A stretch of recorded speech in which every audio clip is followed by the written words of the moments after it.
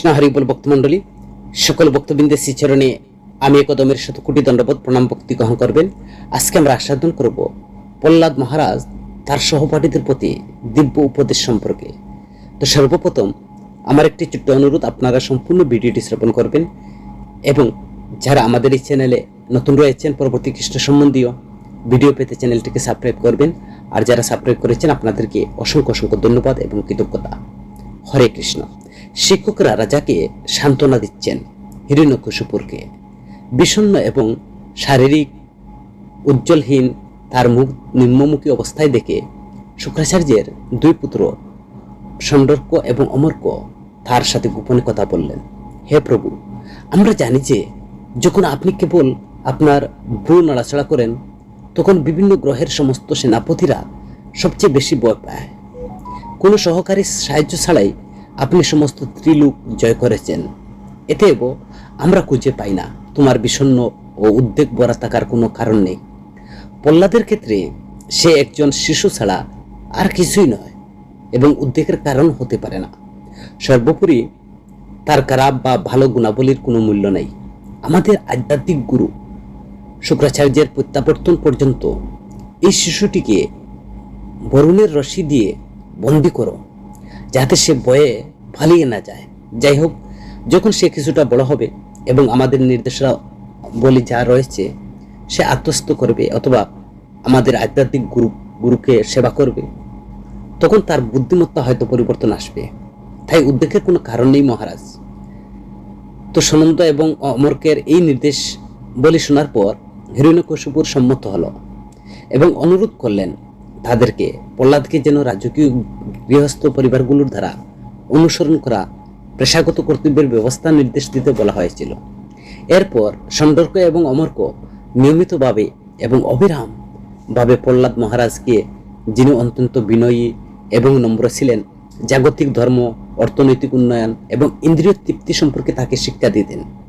কিন্তু শিক্ষক সন্দর্প এবং অমর্ক প্রহ্লাদ মহারাজকে তিন ধরনের নাম বা তিন ধরনের ধর্ম নামক বস্তুর অগ্রগতি সম্পর্কে জ্ঞান দিচ্ছেন। অর্থনৈতিক উন্নয়ন এবং ইন্দ্রিয় তৃপ্তি সম্পর্কে নির্দেশনা দিতেন। তবে প্রহ্লাদ মহারাজ এইসব নির্দেশের উপর অবস্থিত হওয়ায় তিনি পছন্দ করতেন না, কারণ এইসব নির্দেশাবলী জাগতিক বিষয়ের দৈত্যতার উপর ভিত্তি করে তৈরি, যার মধ্যে জন্ম, মৃত্যু, পার্থক্য এবং রোগ দ্বারা চিহ্নিত বস্তুবাদী জীবনযাপন জড়িত। তো শিক্ষকরা যখন তাদের গৃহস্থালীর কাজকর্মের জন্য বাড়িতে যেতেন তখন প্রহ্লাদ মহারাজ তার সমবয়সী ছাত্ররা তাকে নিয়ে অবসর সময় খেলার সুযোগ নিয়ে তাদেরকে ডাকতেন। সব শিশু প্রহ্লাদ মহারাজের প্রতি অত্যন্ত স্নেহশীল এবং শ্রদ্ধাশীলও ছিল এবং তাদের যে অল্প বয়সের কারণে তারা তাদের শিক্ষকের যে নির্দেশ এবং কর্মধারা এতটা দূষিত ছিল না। তারা ছোট বাচ্চা ছিল যারা তাদের প্রতি অনুরক্ত ছিলেন, দৈত্যতা এবং শারীরিক আরামের নিন্দা করলেন। তো এইভাবে ছেলেরা প্রহ্লাদ মহারাজকে ঘিরে ধরে এবং তাদের খেলার জিনিসপত্র ছেড়ে দিয়ে এবং তার কথা শুনতে বসল। তাদের হৃদয় এবং চোখ তার দিকে নিবন্ধ রেখে তারা অত্যন্ত আগ্রহের সাথে এবং প্রহ্লাদের দিকে তাকিয়ে রইল। প্রহ্লাদ মহারাজ যদি একটি রাক্ষস পরিবারে জন্মগ্রহণ করেছিলেন, তবে তিনি এক উচ্চ বক্তা ছিলেন এবং তিনি তাদের মঙ্গল কামনা করেছিলেন। এইভাবে তিনি তাদেরকে জড়বাদী জীবনের অসারতা সম্পর্কে শিক্ষা দিতে শুরু করলেন। গর্বে প্রহ্লাদ রাক্ষস পুত্ররা উত্তর দিল, প্রিয় প্রহ্লাদ, তুমি বা আমরা কেউ শুক্রাচার্যের পুত্র বা সন্দর্প এবং অমর্ক ছাড়া অন্য কোনো গুরু বা আধ্যাত্মিক গুরুকে আমরা চিনি না। তখন দত্তপুত্ররা জিজ্ঞাসা করলো প্রহ্লাদ মহারাজকে যে আমরা আধ্যাত্মিক গুরু শুধুমাত্র শুক্রাচার্যের পুত্ররা, আর বাকি কাউকে আমরা চিনি না। তো সর্বোপরি আমরা শিশু এবং তারা আমাদের নিয়ন্ত্রক। তো বিশেষ করে তোমার জন্য যারা সর্বদা প্রসাদের মধ্যে থাকেন, একজন মহান ব্যক্তিত্বের সাথে মেলামেশা করা খুবই কঠিন। হে প্রিয় বন্ধু, পরম ভদ্র, দয়া করে আপনি একটা ব্যাখ্যা করুন কিভাবে নারদের কথা শোনার সম্ভব হয়েছিল আপনার। তখন দৈত্যপুত্ররা নারদ, হিরণ্যকশিপুর তিনি তো একজন দৈত্য, কিন্তু দৈত্যের পুত্র প্রহ্লাদ। তখন অসুর পুত্ররা সহপাঠীরা জিজ্ঞাসা করছে, হে প্রহ্লাদ, তুমি কিভাবে নারদের কথা শ্রবণ করেছিলে? দয়া করে এই বিষয় আমাদেরকে বলুন, এবং আমাদেরকে যে আমাদের সন্দেহ আছে, আমাদের সেই সন্দেহটা আপনি দূর করুন।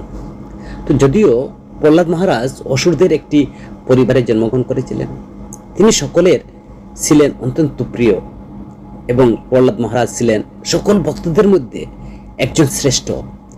তার শ্রেণীর বন্ধুরা বা তার ক্লাসমেট যারা অসুরদের পুত্ররা এইভাবে প্রহ্লাদ মহারাজকে প্রশ্ন করত আর প্রশ্ন করেছিল। তিনি নারদমুনির কথা বা নারদমুনির কথিত কথাগুলো মনে কিভাবে রেখেছিলেন, এবং তিনি তার বন্ধুদেরকে তিনি বলতে লাগলেন। প্রহ্লাদ মহারাজ বলেছিলেন, যখন আমার পিতা হিরণ্যকশিপুর কঠোর তপস্যার জন্য তিনি মন্দারাচল পর্বতে গিয়েছিলেন, তখন তার অনুপস্থিতিতে রাজা ইন্দ্রের নেতৃত্বে দেবতারা যুদ্ধের সমস্ত এবং রাক্ষসদের বশ করার জন্য তীব্র প্রচেষ্টা চালায়। হায়, যেমন ছোট্ট পিঁপড়ারা একটি সাপকে খেয়ে ফেলে, তেমনি সমস্ত ধরনের মানুষের উপর যে সর্বদা দুর্দশাগ্রস্ত হিরণ্যকশিপুর তার নিজের পাপপূর্ণ কর্মকাণ্ডের প্রতিক্রিয়া পরাজিত হয়েছে। আর এই বলে রাজা ইন্দ্রের নেতৃত্বে দেবতারা রাক্ষসদের সাথে যুদ্ধ করার ব্যবস্থা করে। তো যখন একের পর এক নিহত হচ্ছিল, তখন রাক্ষসদের মহান নেতারা, যুদ্ধের দেবতারা অভূতপূর্ব পরিশ্রম থেকে তারা পালিয়ে যেতে শুরু করে। তো সর্বত্র নিজেদেরকে ছড়িয়ে দিতে থাকে কেবল রক্ষা করার জন্য। তাদের জীবন তারা তড়িগুড়ি করে তাদের ঘর বাড়ি, স্ত্রী, শিশু, পশু পাখি এবং গৃহস্থালির যেসব জিনিসপত্র সব ছেড়ে পালিয়ে গেল। তো এইসবের কোনো তোয়াক্কা না করে তো দানবরা কেবল পালিয়ে গেল। বিজয়ী দেবতারা দানবদের রাজা হিরণ্যকশিপুরের প্রসাদ লুণ্ঠন করে এবং এদের মধ্যে সবকিছু ধ্বংস করে দিল। তারপর স্বর্গের রাজা ইন্দ্র আমার মা রানীকে বন্দী করলেন। যখন তাকে নিয়ে যাওয়া হচ্ছিল, তখন তিনি ভয়ে কাঁদছিলেন। যেমন একটি শকুনি কুমারীকে ধরে নিয়ে যাচ্ছিল, তখন মহান ঋষি নারদ মুনি, যার সেই সময় কোনো বাগদান ছিল না, তিনি দৃশ্যের উপস্থিতি হয়ে তাকে সেই অবস্থায় দেখেছিলেন। নারদ মুনি বললেন, হে দেবতার রাজা ইন্দ্র, এই নারী তো নিঃসন্দেহ নিষ্পাপ, তোমার এই নির্দয় পথে তাকে টেনে নিয়ে যাওয়া কখনো উচিত নয়। হে পরম সৌভাগ্যবান, এই সতী নারী, সে হচ্ছে অন্যের স্ত্রী, তুমি তাকে এইভাবে টেনে নিতে পারো না, তোমাকে অবিলম্বে তাকে মুক্তি দিতে হবে। রাজা ইন্দ্র বললেন যে এই নারীর গর্ভে হিরণ্যকশিপুর রাক্ষসের স্ত্রী, সে মহা অসুরের সন্তান, এতেও তাকে আমরা হেফাজতে থাকতে দাও যতক্ষণ না পর্যন্ত তার সন্তান প্রসব হচ্ছে, তারপর আমরা তাকে মুক্তি করে দেব। তো নারদ মুনির উত্তর দিলেন যে ওই নারীর গর্ভে সন্তানটা নির্দোষ এবং সে পাপ মুক্ত, নিশ্চয় তিনি একজন মহান ভক্ত, একজন শক্তিশালী পরমেশ্বরের দাস, ভগবানের দাস, এত তুমি তাকে বোধ করতে পারো না। যখন মহান সন্ত নারদ মুনি এই কথা বললেন, রাজা ইন্দ্র নারদের কথার প্রতি শ্রদ্ধাশীল হয়ে তৎক্ষণাৎ প্রহ্লাদ বললেন, আমার মাতাকে ইন্দ্র মুক্তি দিলেন। আমি ভগবানের ভক্ত হওয়ার কারণে সমস্ত দেবতারা প্রদক্ষিণ করল, তারপর তারা স্বর্গীয় রাজ্যে ফিরে গেলেন। প্রহ্লাদ মহারাজ আরো বলেন, মহান সন্ত নারদ মুনি আমার মাকে নিয়ে তিনি আশ্রমে গেলেন এবং তাকে সমস্ত সুরক্ষার আশ্বাস দিয়ে বললেন, আমার প্রিয় সন্তান, দয়া করে আমার কাছে থাকুন, তোমার স্বামীর আগমন পর্যন্ত আমার আশ্রমেই থাকুন। তো দেবর্ষী নারদের নির্দেশে মেনে নেওয়ার পর আমার মা যতক্ষণ পর্যন্ত আমার পিতা দৈত্যরাজ তার কঠোর তপস্যা থেকে মুক্ত না হন, ততক্ষণ পর্যন্ত কোনো দিক থেকে বয়স ছাড়া অথবা তার তত্ত্বাবধানে ছিলেন।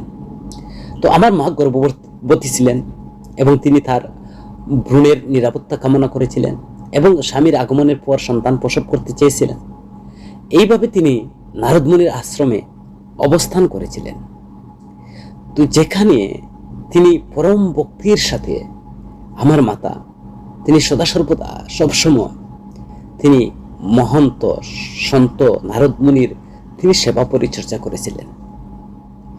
তো নারদমুনি তিনি তার নির্দেশাবলী আমাকে, যিনি গর্বে ছিলেন, এবং আমার মা যিনি তার সেবায় নিযুক্ত ছিলেন, যেহেতু তিনি স্বভাবত পতিত আত্মাদের প্রতি অত্যন্ত করুণাময় এবং পরম কৃপাময়, দয়ালু, অতীন্দ্রিয় অবস্থানে থাকায় তিনি ধর্ম এবং অতীন্দ্রিয় জ্ঞান সম্পর্কে নারদমুনি নির্দেশনা দিতেন।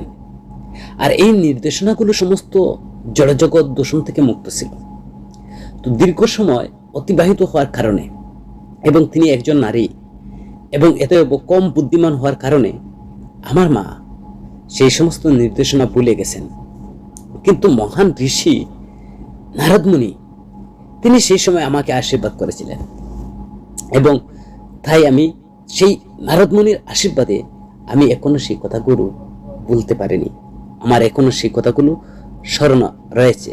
প্রহ্লাদ মহারাজ বললেন যে, আমার প্রিয় বন্ধুরা, যদি তোমরা আমার বাক্যের বিশ্বাস স্থাপন করতে পারো, তাহলে সেই বিশ্বাসের মাধ্যমে তোমরা অতীন্দ্রিয় জ্ঞান বুঝতে পারবে, ঠিক আমার মতো।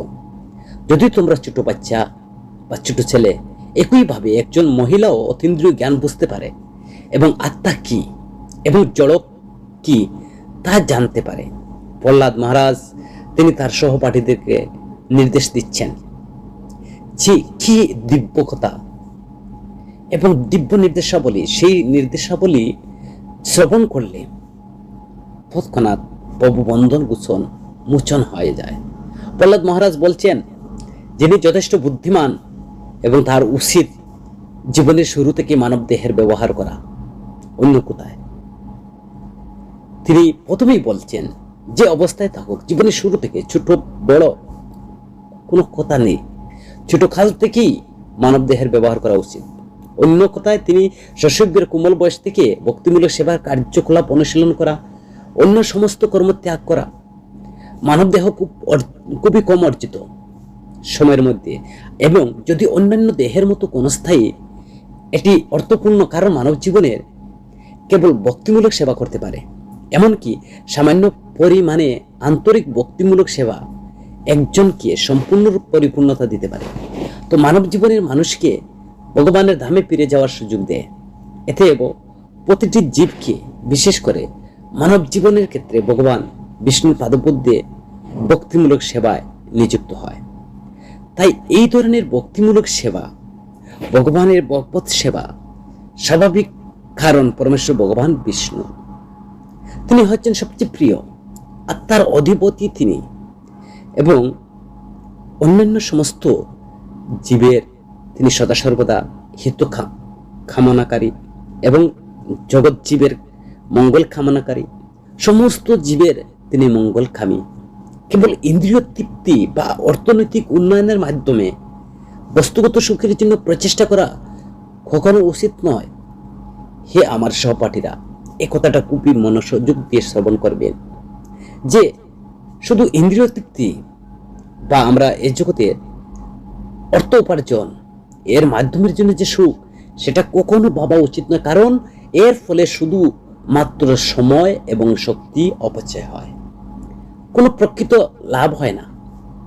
যদি কারো প্রচেষ্টা, কারো ইচ্ছা, কারো মন ভগবানের নিবিষ্ট থাকে বা ভগবানের চিন্তার দিকে পরিচালিত করে থাকে বা পরিচালিত হয়, তাহলে তিনি নিশ্চিতভাবে তিনি তার আত্মাকে উপলব্ধি করতে পারেন এবং তিনি নিশ্চয় আত্ম উপলব্ধির আধ্যাত্মিক স্তর অর্জন করতে পারেন।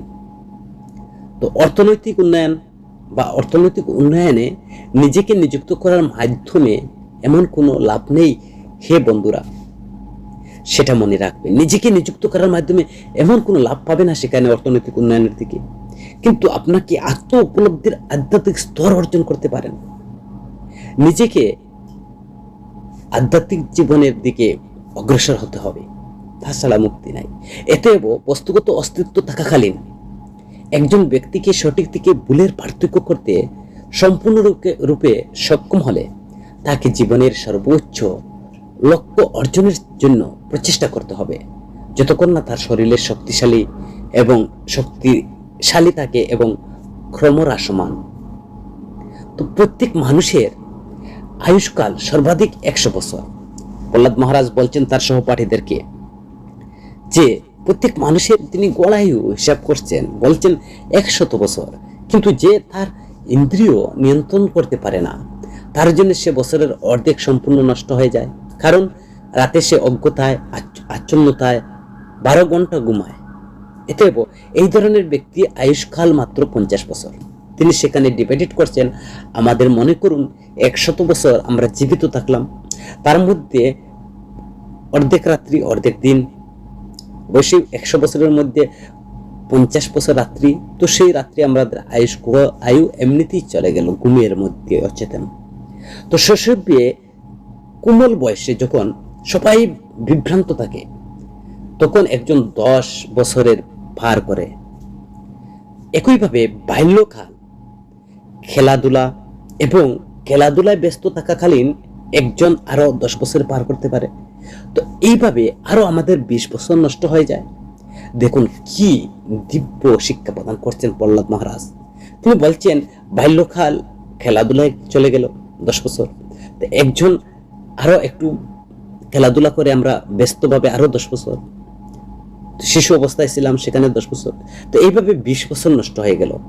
তো আগে নষ্ট হয়ে গেল 50 বছর 100 বছরের মধ্যে, এবার নষ্ট হয়ে গেল 20 বছর। তো বৃদ্ধ বয়সে যখন কেউ একজন অসুস্থ অক্ষম মানবিক বস্তুগত কার্যকলাপ করলেও একজন ব্যক্তি আর 20 বছর অযথা ব্যয় করে। সেই সময় যখন বৃদ্ধ হয়ে যায় মানুষ, তখন আর সময় থাকে না, সবকিছুর মানে সেন্স কাজ করে না, তখন অকেজ হয়ে যায় আমাদের ইন্দ্রিয়গুলো, চক্ষু ইন্দ্রিয় দুর্বল হয়ে যায়। যার মন এবং ইন্দ্রিয়গুলো অনিয়ন্ত্রিত অতৃপ্ত কামনা বাসনা এবং অত্যন্ত প্রবলের মুহের কারণে পরিবারের জীবনের সাথে ক্রমশ সংযুক্ত হয়ে পড়ে। তো এই ধরনের পাগলের জীবন বাকি বছরগুলো নষ্ট হয়ে যায়, কারণ সেই বছরগুলোতে সে নিজেকে ভক্তিমূলক সেবায় নিযুক্ত কখনো সে করতে পারে না। হে বন্ধুগণ, যে ব্যক্তি তার ইন্দ্রিয়গুলোকে নিয়ন্ত্রণ করতে অক্ষম হওয়ার কারণে তার গৃহস্থালী জীবনের সাথে খুব বেশি সংযুক্ত থাকে, আর সে নিজেকে মুক্ত করতে পারে, সে পারে কি? তিনি প্রশ্ন করছেন। একজন আসক্ত গৃহস্থ তার পরিবার, স্ত্রী, সন্তান, অন্যান্য আত্মীয়দের প্রতি স্নেহের রঞ্জিতে খুব শক্তভাবে তিনি আবদ্ধ। টাকা এত প্রিয় যে কেউ টাকাকে মধুর চেয়ে মিষ্টি মনে করে। তবে বিশেষ করে গৃহস্থালী জীবনের টাকার জমানোর আকাঙ্ক্ষা কে ত্যাগ করতে পারে। চোর, পেশাদার, চাকর, সৈনিক, ব্যবসায়ীরা তাদের অত্যন্ত প্রিয় জীবনের ঝুঁকি নিয়ে টাকা অর্জনের চেষ্টা করে। তো যে ব্যক্তি তার পরিবারের প্রতি সবচেয়ে বেশি স্নেহশীল, তার হৃদয় কেন্দ্রস্থল সর্বদা তাদের ছবি দিয়ে পরিপূর্ণ থাকে, এবং সে কিভাবে তাদের সঙ্গ ত্যাগ করতে পারে? বিশেষ করে একজন স্ত্রী সর্বদা অত্যন্ত দয়ালু এবং সহানুভূতিশীল, সর্বদা নির্জন স্থানে তার স্বামীকে খুশি করে। কে এমন প্রিয় এবং স্নেহময়ী স্ত্রী? ছোট বাচ্চারাও বাংলা ভাষায় কথা বলে, শুনতে খুব ভালো লাগে বাচ্চাদের মিষ্টি কথা আর তাদের স্নেহ। বাবা সবসময় তাদেরকে মিষ্টি কথা বলে, তিনি কিভাবে তাদের সঙ্গে ত্যাগ করতে পারেন? একজন বৃদ্ধ বাবা মা এবং ছেলেমেয়েরা খুব প্রিয়। তো একজন মেয়ে তার বাবা বিশেষ প্রিয় এবং স্বামীর বাড়িতে থাকাকালীন সে সর্বদা ভারী মনে থাকে, কে সেই সঙ্গ ত্যাগ করতে পারে? এছাড়া গৃহস্থালী আসবাবপত্রে অনেক সাজসজ্জার জিনিসপত্র থাকে এবং পশু পাখি, চাকর বাকর থাকে। এমন আরাম কে ত্যাগ করতে পারে? সংযুক্ত গৃহস্থ হলো রেশম পোকার মতো, যা একটি কোকুন বুনে, যার মধ্যে একটা বন্দী হয়ে যায়, বের হয়ে অক্ষম। কেবল দুটো গুরুত্বপূর্ণ ইন্দ্রিয়, যৌনাঙ্গ এবং জিহ্বা সন্তুষ্টির জন্য মানুষ বস্তুগত অবস্থার দ্বারা আবদ্ধ।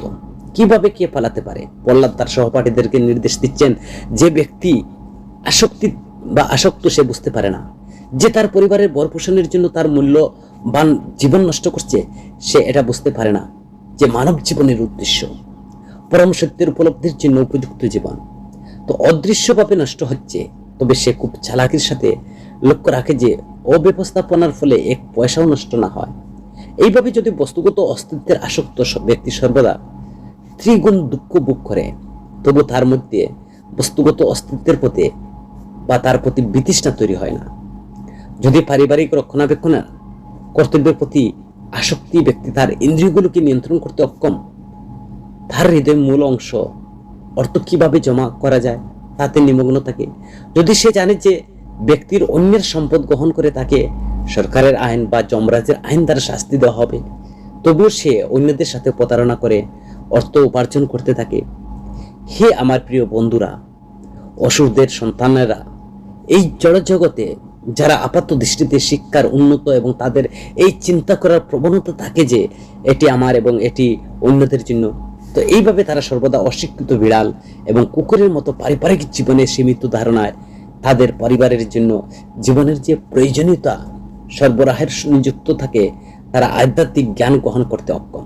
পরিবর্তে তারা অজ্ঞতার দ্বারা বিভ্রান্ত এবং অভিভূত। আমার প্রিয় বন্ধুরা, হে অসুরদের সন্তানেরা, এটা নিশ্চিত যে পরম পুরুষোত্তম ভগবান জ্ঞান থেকে বঞ্চিত কেউ নিজেকে জড়জগৎ থেকে মুক্ত সক্ষম হয়নি, যে কোনো সময় যে কোনো দেশে বন্ধন। বরং যারা ভগবানের জ্ঞান থেকে বঞ্চিত তারা ভৌতিক আইন দ্বারা আবদ্ধ। তারা বাস্তবিকভাবে ইন্দ্রিয় তৃপ্তি আসক্ত এবং তাদের লক্ষ্য নারী। প্রকৃতপক্ষে তারা আসলে আকর্ষণীয় নারীদের হাতে খেলনা।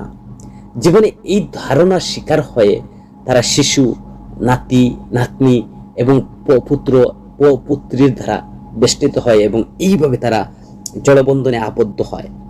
তো জীবনের এই ধারণার প্রতি খুব বেশি আসক্ত হয়, তাদেরকে বলা হয় রাক্ষস। এতে যদি তোমরা রাক্ষসদের সন্তান, তোমরা হে সহপাঠীগণ, এই ধরনের ব্যক্তি থেকে দূরে থাকো এবং পরমেশ্বর ভগবান নারায়ণ সকলের দেবতাদের তিনি উৎপত্তি করেন। ভগবানের আশ্রয় নাও, কারণ নারায়ণের ভক্তদের চূড়ান্ত লক্ষ্য হলো ভৌতিক অস্তিত্ব বন্ধন থেকে মুক্তি। আর আমার প্রিয় অসুর সন্তানেরা, পরমেশ্বর ভগবানের পরম ব্যক্তিত্ব নারায়ণ হলেন আদি পরমাত্মা, সকল জীবের সন্তান পিতা। এতে তাকে সন্তুষ্ট করতে বা উপাসনা করতে কোনো প্রতিবন্ধকতা নেই, যে কোনো পরিস্থিতি হোক না কেন। কেউ শিশু হোক বা বৃদ্ধ, জীবিত সত্তা বা পরমেশ্বর ভগবানের পরম ব্যক্তিত্বের মধ্যে সম্পর্ক সর্বদা একটি সত্য। তাই প্রভুকে সন্তুষ্ট করতে কোনো অসুবিধা নেই। পরমেশ্বর ভগবান সর্বোচ্চ নিয়ন্ত্রক, যিনি অভ্রান্ত এবং অক্লান্ত জীবনের বিভিন্ন রূপে উপস্থিতি। জলজীব যেমন উদ্ভিদ থেকে সর্বপ্রথম শ্রেষ্ঠ জীব ব্রহ্মা পর্যন্ত, তিনি ভৌতিক সৃষ্টির বিভিন্ন ধরনের ভৌতিক উপাদান, সমগ্র জলশক্তি, জল প্রকৃতির গুণ বা রজগুণ, তমগুণ, সেই অব্যক্ত জল প্রকৃতি এবং মিথ্যা অহংকার উপস্থিত। যদিও তিনি এক, তিনি উপস্থিত সার্বত্র এবং তিনি হলেন অতীন্দ্রিয়, অপ্রামাণিক, সকল কারণের কারণ, যিনি সকল জীবের হৃদয়ের কেন্দ্রস্থল, যিনি সকল হৃদয়ে থাকেন, বসবাস করেন, যিনি সকল হৃদয়ের পর্যবেক্ষণ করেন এবং তাতে উপস্থিত থাকেন। ব্যক্ত বা অব্যক্ত বা সর্বব্যক্ত পরমাত্মা হিসেবে তিনি নির্দেশিত হয়েছেন, কিন্তু প্রকৃতপক্ষে তাকে নির্দেশিত করা যায় না। তিনি অপরিবর্তনীয়, অবিভক্ত। তাকে কেবল পরম সচিদানন্দ, অনন্তকালের জ্ঞান এবং আনন্দ হিসেবে দেখা হয়। শক্তির পর্যায়ে আবর্ত নাস্তিকদের কাছে তিনি অন্তহীন অস্তিত্ব মনে হয়। এতে হে দানব সন্তান, হে বন্ধুরা, দানব থেকে জন্ম নেওয়া আমার প্রিয় তরুণ বন্ধুরা, দয়া করে এমনভাবে কাজ করুন যাতে পরম প্রভু পরমেশ্বর ভগবান, যিনি বস্তুগত জ্ঞানের ধারণার বাইরে, তিনি যাতে সন্তুষ্ট হন। আপনাদের আসরিক প্রবৃত্তি ত্যাগ করুন এবং শত্রুতা এবং দৈত্যতা ছাড়া কাজ করুন। সমস্ত জীবিত সত্তাকে ভক্তিমূলক সেবা আলোকিত করে তাদের প্রতি করুণা করুন। এইভাবে তাদের শুভাকাঙ্ক্ষী হন। যেসব ভক্ত সকলের কারণের কারণ এবং সবকিছুর আদি উৎস পরমেশ্বর ভগবানকে সন্তুষ্ট করেছেন, তাদের অন্য কিছু অপ্রাপ্য নেই। ভগবান হলেন অসীম আধ্যাত্মিক গুণাবলীর আধার। এতে যারা ভগবানের প্রকৃতি গুণের অতীন্দ্রিয়, তাদের জন্য ধর্মনীতি, অর্থনৈতিক বিকাশ, ইন্দ্রিয় তৃপ্তি এবং মুক্তি অনুসরণ করা কি লাভ, যা প্রকৃতির গুণের প্রভাবে স্বয়ংক্রিয়ভাবে প্রাপ্ত। আমরা ভক্তরা সর্বদা ভগবানের চরণাপদে মহিমা করি এবং তাই আমাদের ধর্ম। কাম, অর্থ, মুখ্য পরিপ্রেক্ষিতে কিছু চাওয়ার দরকার নেই। ধর্ম, অর্থনৈতিক বিকাশ এবং ইন্দ্রিয় তৃপ্তি, এগুলো বেদের ত্রিবর্গ বা মুখ্যের তিনটি উপায় হিসেবে বর্ণনা করা হয়েছে। এই তিনটি শ্রেণীর মধ্যে রয়েছে শিক্ষা, আত্ম উপলব্ধি। বৈদিক নির্দেশ অনুসারে সম্পাদিত আচার অনুষ্ঠান, যুক্তি, আইন শৃঙ্খলা, বিজ্ঞান এবং জীবিকা অর্জনের বিভিন্ন উপায়, এগুলো বেদ অধ্যয়ন বাহ্যিক বিষয়। তাই আমি এগুলোকে ভগবানের বিষ্ণু পাদপদ্দেশ আত্মসমর্পণকে অতীন্দ্রিয় বলে মনে করি। ভগবানের পরমেশ্বরের সকল জীবের শুভাকাঙ্ক্ষী এবং তিনি বন্ধু। নারায়ণের পূর্বে এই অতীন্দ্রিয় জ্ঞান মহাসাধক নারদের কাছে ব্যাখ্যা করেছিলেন। নারদের মতো একজন সন্তের করুণা ছাড়া এই জ্ঞান বোঝা অত্যন্ত কঠিন, কিন্তু যারা নারদের শিষ্য উত্তরাধিকারী আশ্রয় নিয়েছেন তাই গোপন জ্ঞান বুঝতে পারেন। প্রহ্লাদ মহারাজ আরো বলেন, আমি এই জ্ঞান মহান সাধক নারদ মুনির কাছ থেকে পেয়েছি, যিনি সর্বদা সবসময় ভক্তিমূলক সেবায় নিযুক্ত থাকেন। আর এই জ্ঞান যাকে ভাগবত ধর্ম বলা হয়, সম্পূর্ণ বৈজ্ঞানিক। এটি যুক্তি এবং দর্শনের উপর ভিত্তি করে, সমস্ত বস্তুগত দূষণ থেকে মুক্ত। তার তিনি সতীর্থকে অতি চূড়ান্ত নির্দেশে দেব, হে আমার প্রিয় বন্ধুরা, দানব পুত্ররা, তোমাদের কর্তব্য হলো কৃষ্ণ চেতনায় যাওয়া।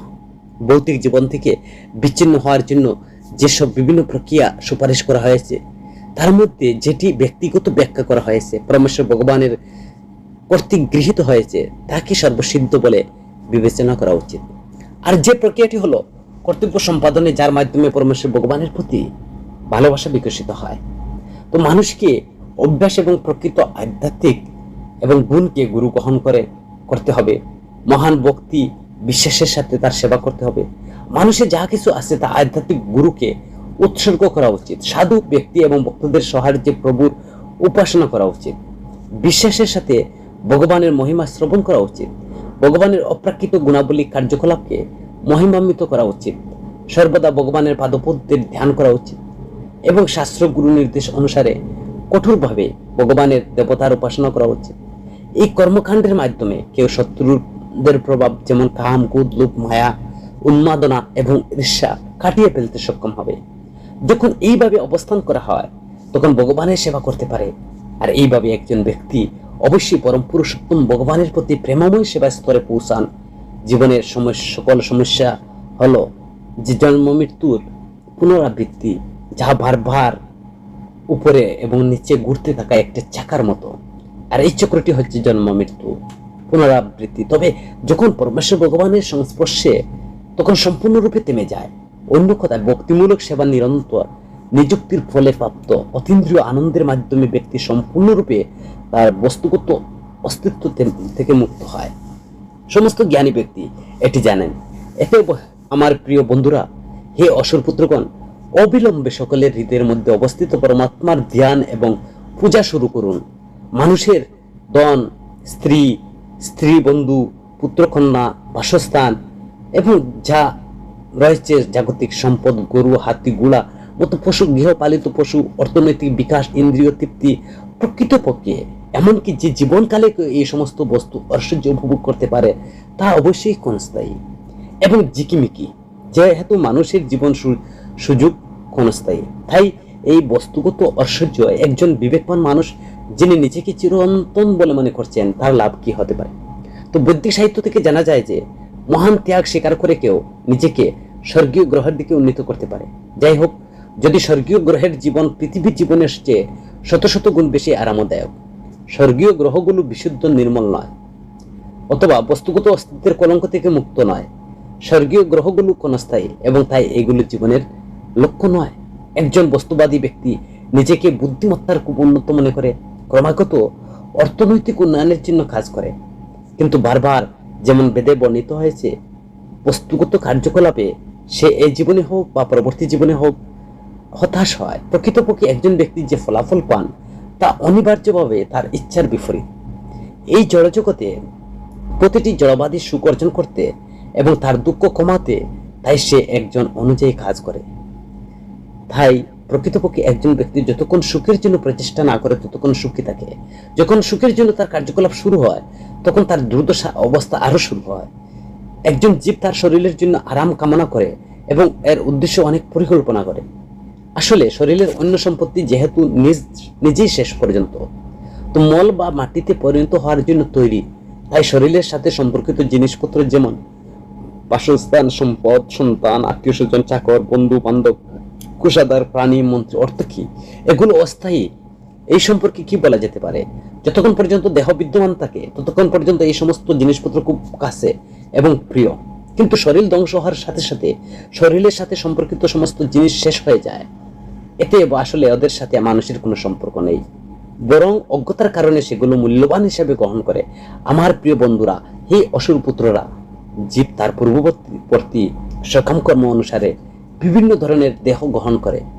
এইভাবে তার দেহ নির্দিষ্ট দেহের সাথে জীবনের সকল অবস্থা গর্ভে প্রবেশের সাথে সাথে তার দুঃখ করতে দেখা যায়। পূর্ণ বিবেচনা করার পর দয়া করে আমাকে বলুন, জীবের সকামী কর্মের প্রকৃত আগ্রহ কি, যার ফলে কষ্ট এবং দুর্দশা? যে জীব তারতম্য বা অতীতের সকর্মশীল কর্মের কারণে বর্তমান দেহ তার কর্মের ফলাফল। তো এই জীবন শেষ করে দিতে হবে, কিন্তু এর অর্থ ওই নয় যে সে জড়দেহের বন্ধন থেকে মুক্ত। জীব এক ধরনের দেহ গ্রহণ করে আর সেই দেহ দিয়ে কর্ম সম্পাদন করে, আর আরেকটি দেহ সৃষ্টি করে। তো এইভাবে তার স্থূল অজ্ঞতার কারণে বারবার জন্ম মৃত্যুর মাধ্যমে এক দেহ থেকে অন্য দেহ স্থানান্তরিত হয়।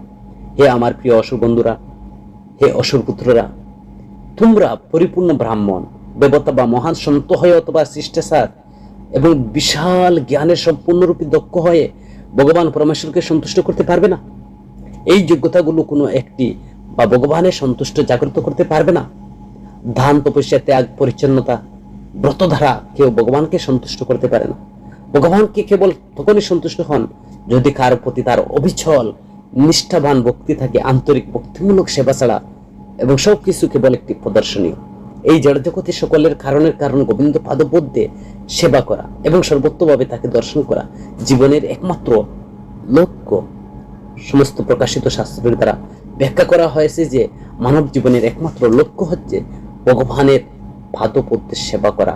হরে কৃষ্ণ ভক্তমণ্ডলী, আমরা ভগবত কথার প্রহ্লাদ মহারাজের সেই উপদেশ কথা অমৃতের এখানে আমরা বিশ্রাম করলাম।